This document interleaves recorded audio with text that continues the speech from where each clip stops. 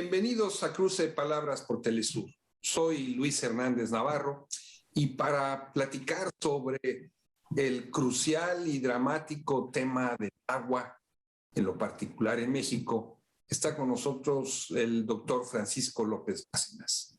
Francisco es abogado mixteco, es doctor en desarrollo rural, investigador del Colegio de San Luis, y autor de por lo menos 30 libros sobre la cuestión indígena, sobre la cuestión agraria, sobre los recursos naturales, sobre minería y también sobre el agua. Francisco, muchísimas gracias por estar hoy con nosotros en este cruce de palabras.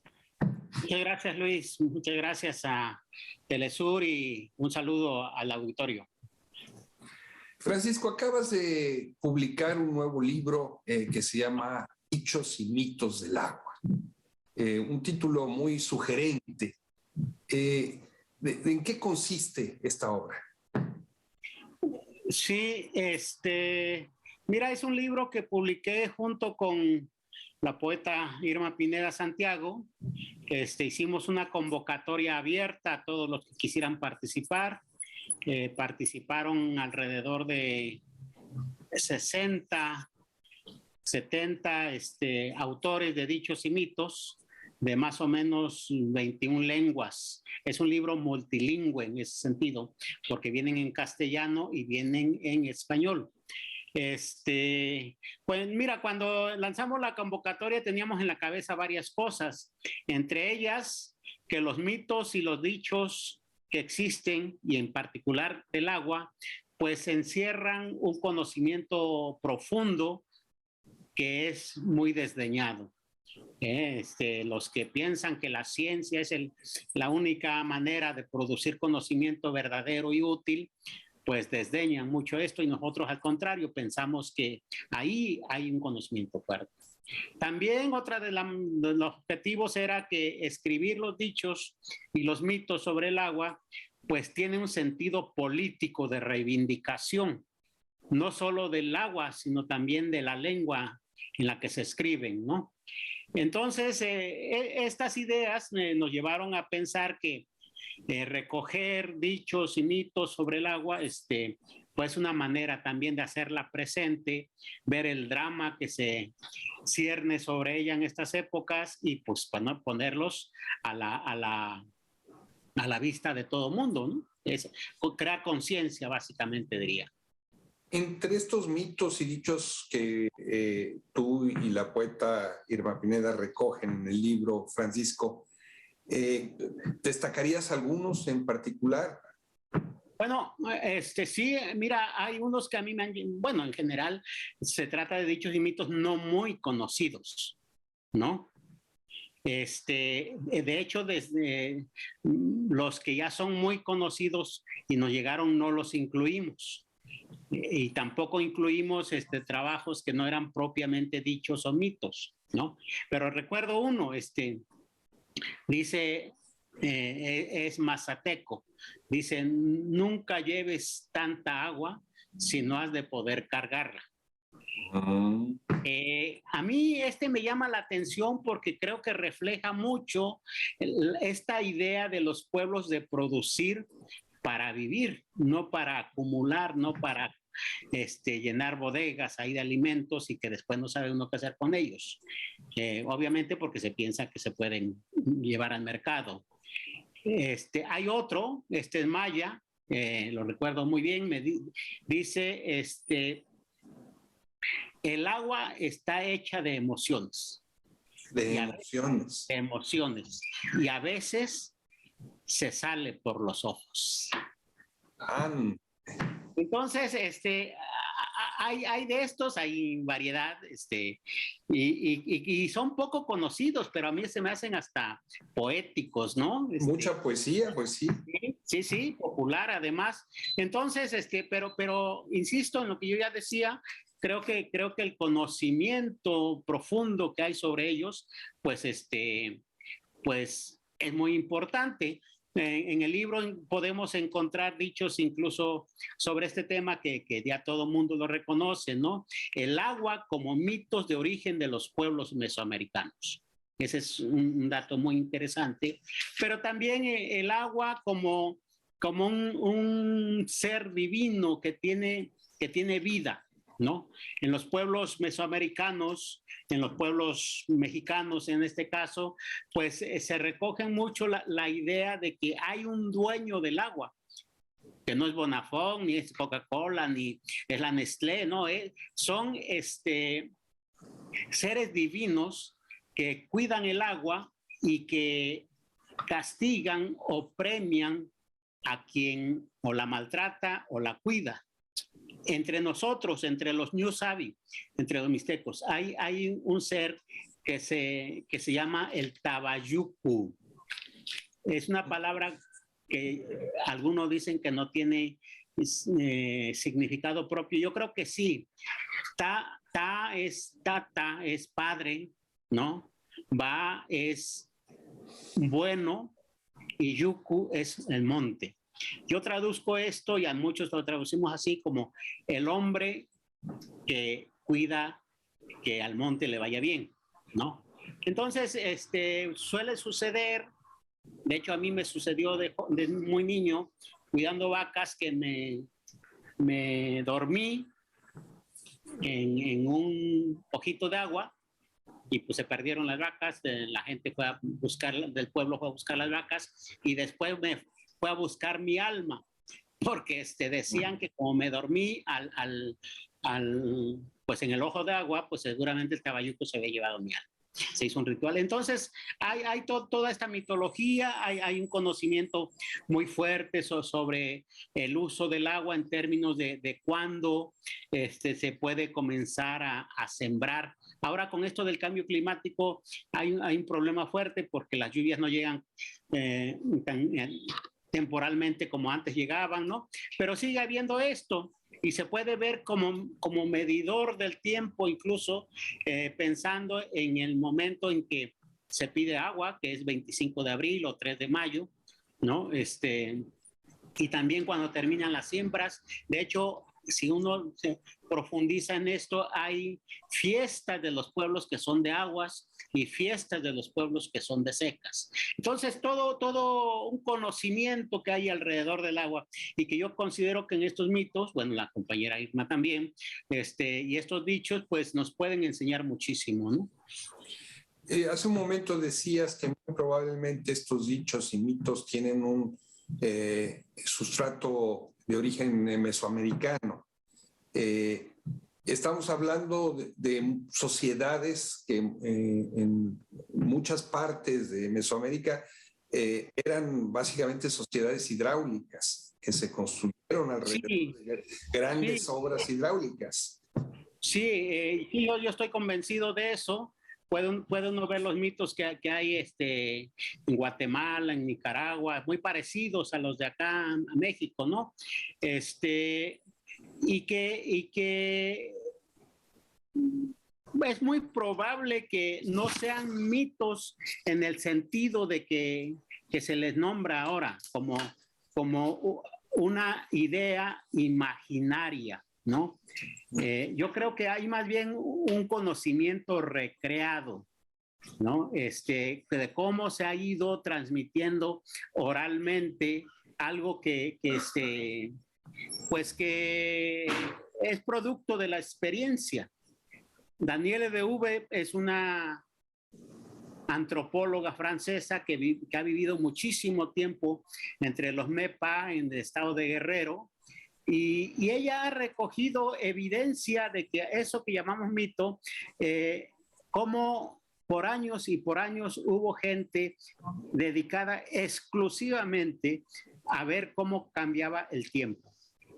Y ella incluso dice que pudo ver documentos que decía, escribo esto para que después se sepa lo que sucedió en esta fecha. Y en esa fecha después pues se establece que sucedía lo mismo, ¿no? Entonces creo que aunque nosotros lo decimos como dichos o mitos, creo que también había que explorar que son formas de transmitir el conocimiento que tenían estas sociedades ágrafas, ¿no? Francisco, en México estamos viviendo una crisis hídrica de gran trascendencia, que tiene que ver con la contaminación de los mantos freáticos, las cuencas, la desertificación de distintas regiones. ¿Tú dirías que estos mitos y estos dichos dan cuenta también de esta crisis hídrica? Más bien creo que darían cuenta de lo mal que hemos tratado a la naturaleza y de lo mal que hemos tratado al agua. Creo que si hubiéramos hecho caso de estos dichos y mitos, pues no estuviéramos en esta crisis de la que te mencionas. Pero es lamentabilísimo, pero el público ha de saber que en 1992 en México se rompió un pacto social que se había construido después de la revolución de 1917, ¿no? Una revolución campesina, si no me equivoco, la primera en América Latina y en el mundo. Pero además, en la constitución que emergió de esa revolución, se creó por primera vez la idea de una propiedad originaria. Antes no había eso. La propiedad en los sistemas jurídicos romano-germánicos, pues era una propiedad civil, en el término de que cualquiera podía ser dueño de lo que pudiera apropiarse. Sin embargo, nosotros en la Constitución de 1917 decía, los constituyentes ahí, al calor del debate y al calor de las armas, crearon la propiedad originaria de la nación. Dentro de esas estaba la tierra, estaban los recursos naturales y estaba el agua. Pero en 1992 el gobierno neoliberal rompió ese pacto y aunque sigue habiendo propiedad originaria y sigue habiendo el agua como propiedad de la nación, la manera en que se ha gestionado jurídicamente, institucionalmente, pues ha sido de privatizarla. Mira, tengo aquí ¿Te parece, perdón que te interrumpa, te parece si vamos a una pequeña pausa y ahora que regresemos nos explicas lo que tienes ahí? Adelante. Amigos, amigas, no se vayan, volvemos en muy breves instantes.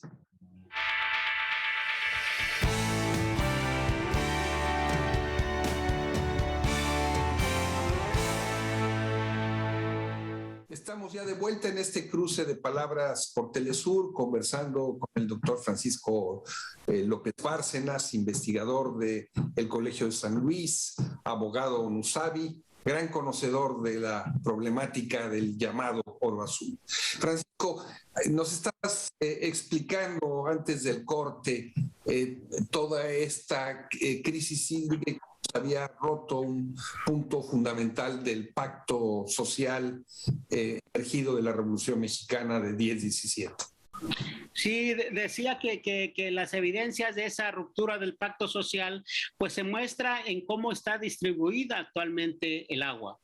Tengo aquí los datos de las concesiones que ha otorgado la Comisión Nacional del Agua, que es el organismo federal encargado de su administración. Y según estos datos, al año 2021, o sea, hace unos meses, en México había 418,021 títulos de concesiones, que estaban más o menos en 298,000 usuarios y que era aproximadamente 441,600 hectómetros. Era como para llenar un estadio como el Azteca, que es grande, 10 veces, ¿no? Las cifras nos pueden dar una idea así muy general. Bueno, son muchísimos los usuarios, podríamos decir hasta que está bien distribuida.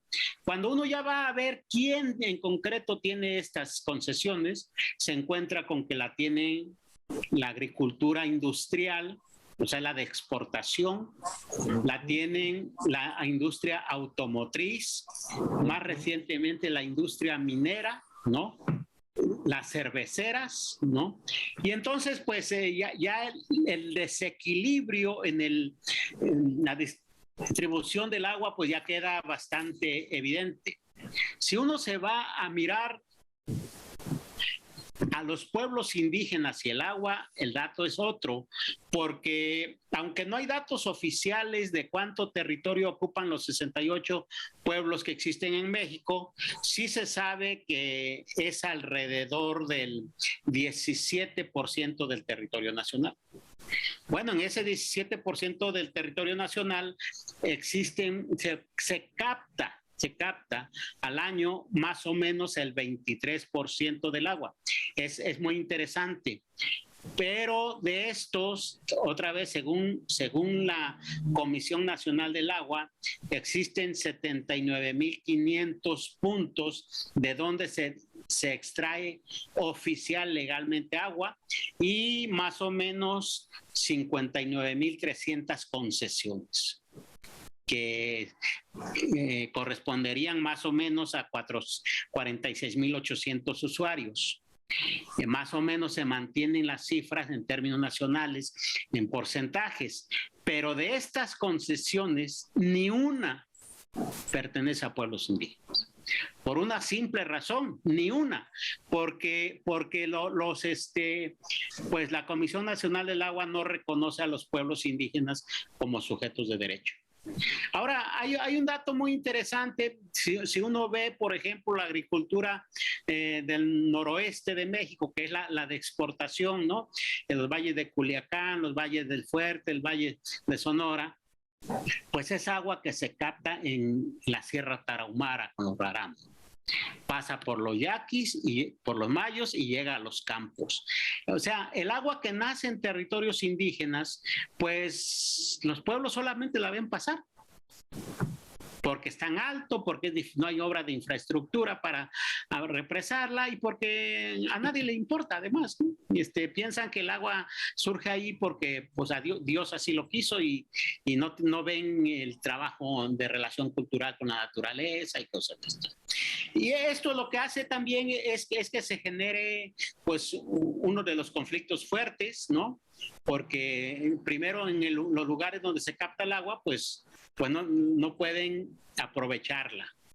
Y segundo, donde la aprovechan no hacen nada, pues por compensar allá a los que viven en donde se capta. Esa es una acentúa, diría yo, la desigualdad en la distribución hídrica en nuestro país y va generando ya muchos conflictos. Nosotros podemos ver, pues, de esta zona donde hablo, pues, los mayos peleando por el agua, los yaquis peleando por el agua, los seris peleando por el agua, porque ellos en muchos casos no tienen ni para tomar, ¿no? Los seris, ya hay muchísimos estudios de que hablan de las fuertes enfermedades que tienen por no tener agua dulce para tomar. Y al lado está la empresa que la está usando, ¿no? Y de ese tipo, pues tenemos bastantes en el país.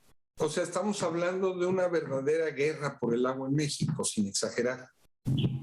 Sí, no hay que exagerar, aunque mira, ahorita que hablas de la guerra, yo diría que si uno la pone en contexto también, a finales del siglo XIX, se habla mucho del despojo de las tierras a los pueblos indígenas, la ley de desamortización, la ley de las compañías deslindadoras, ¿no? Pero poco se habla del agua.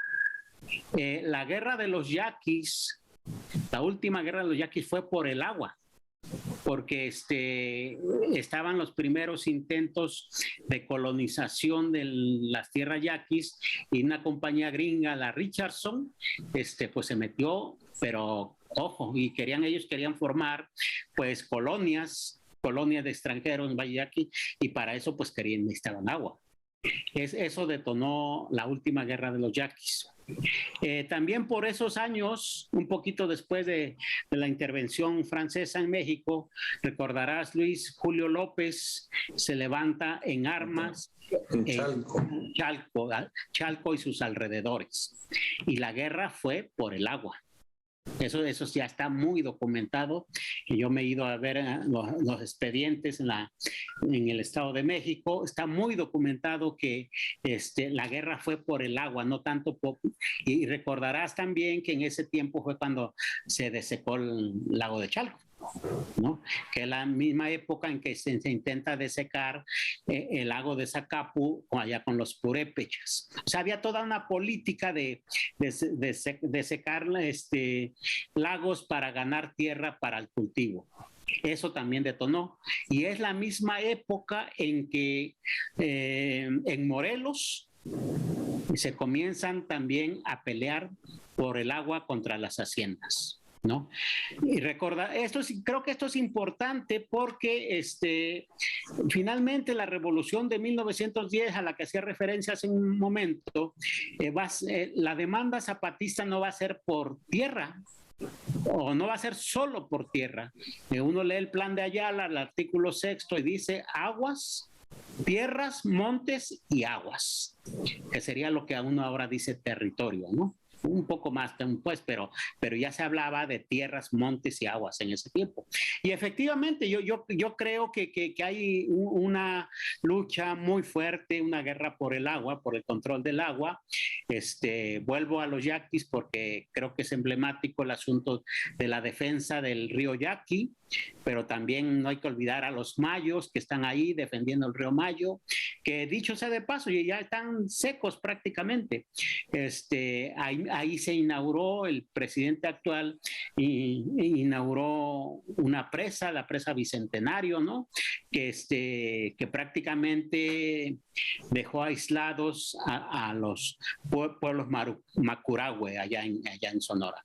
Si uno se viene más al centro, pues la Ciudad de México, pues ¿qué puede uno decir? Se alimenta a base de dejar el agua sin agua a los pueblos Mazaguas y sus alrededores. Si uno se va más al sur, los ríos, Oaxaca, el Río Verde, los compañeros chatinos, mixtecos, afromexicanos están defendiendo en contra de las represas.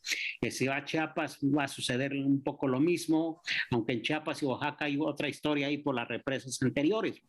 Pero si hablo de represas, me da para decir, por ejemplo, que en México, según quien cuente, hay como 1,400 presas, pero hay desde presas muy pequeñas hasta las enormes presas. La Comisión Nacional del Agua otra vez dice que hay 120 presas grandes. Y de estas, 30 de ellas están en territorios indígenas, con todo lo que implica que una represa, pues ahora ya se sabe, no solamente cambia la vida de los que viven alrededor de los ríos, cambia toda la cultura, cambia todas las relaciones con la tierra, cambia todas las relaciones entre la gente, y pues ha habido muchos desplazados, también sabes bastante bien, en Oaxaca, ¿no? La presa Cerro de Oro, la presa Miguel Alemán, en Guerrero, en Chiapas, todas estas presas de la primera generación, digamos, que desestructuró pueblos enteros. Pues eso lo estamos viviendo actualmente, ¿no? Francisco, muchísimas gracias por esta visión panorámica que das. El tiempo nos alcanzó y de verdad, muchas gracias por ofrecernos este diagnóstico tan... No, Luis, muchas gracias a ti y muchas gracias otra vez a Telesur. Un saludo a todos. Amigos, amigas, muchas gracias por su amable compañía el día de hoy. Ya saben, los esperamos la semana que viene aquí por Cruce de Palabras. Hasta la próxima.